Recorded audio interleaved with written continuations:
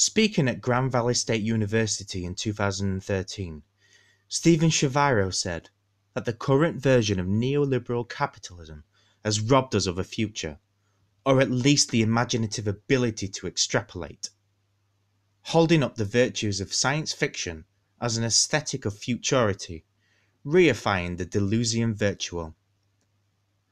This consolidates his closing point in his 2010 work Post-Cinematic Affect, where he writes emphatically that despite the astonishing pace of scientific discovery and technological invention, the imagination itself threatens to fail us. Arguably, from a certain prism, this implicates Vaporwave as an indictment of the impoverishment of imagination, the inability to extrapolate that Shaviro is alluding to, and a representation of what Mark Fisher calls a cultural flatlining of time. But the truth of Vaporwave's applicability to an accelerationist paradigm is slightly more nuanced than is found in this inchoate discourse. Vaporwave is accelerationist in its spatio-temporal specificity and historicity, presenting both an effective and cognitive map that exposes the crippling fetters systematically enacted by neoliberal governance following 9/11 and, more pertinently, the 2008 global financial crisis. It implicitly emphasizes that the only way out is through from the launching pad of the recently passed past. To accelerate from the post-2008 version of capitalism is to infinitely reproduce more of the same. If we are to adopt Fisher's current branch of accelerationism, accelerating certain processes that capitalism perpetually thwarts to preclude revolution, we must go back a few steps. Fisher's proposal is correct, but intensely difficult in this neoliberal climate.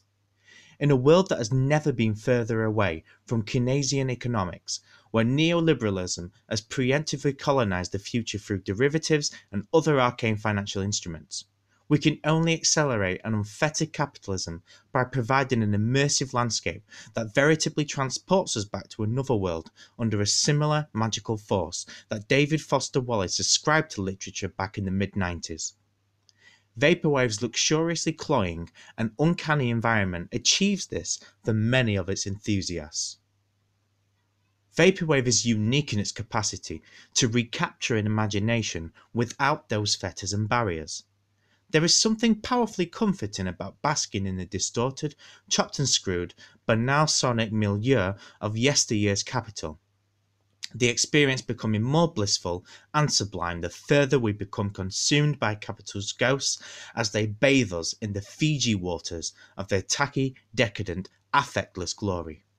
With each layer and sample, the sum of extravagant overlayering, hitting us with a daunting realization that the more spectral capital fills the sonic landscape, the more we enjoy it.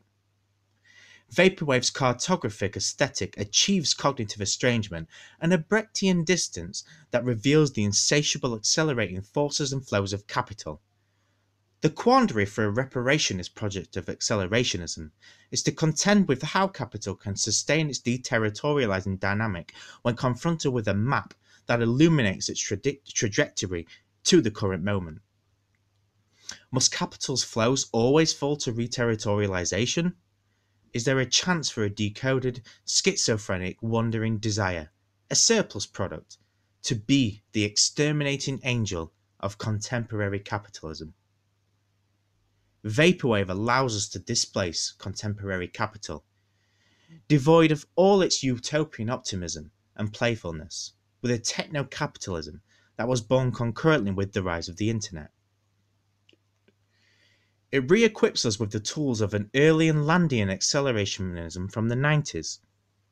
Importantly, it shows us how the structures of feeling have radically shifted in such an alarmingly short space of time as to uncover the constraining forces and fetters that are allowing this behemoth system to perennially reproduce more of the same and delay its inevitable crises.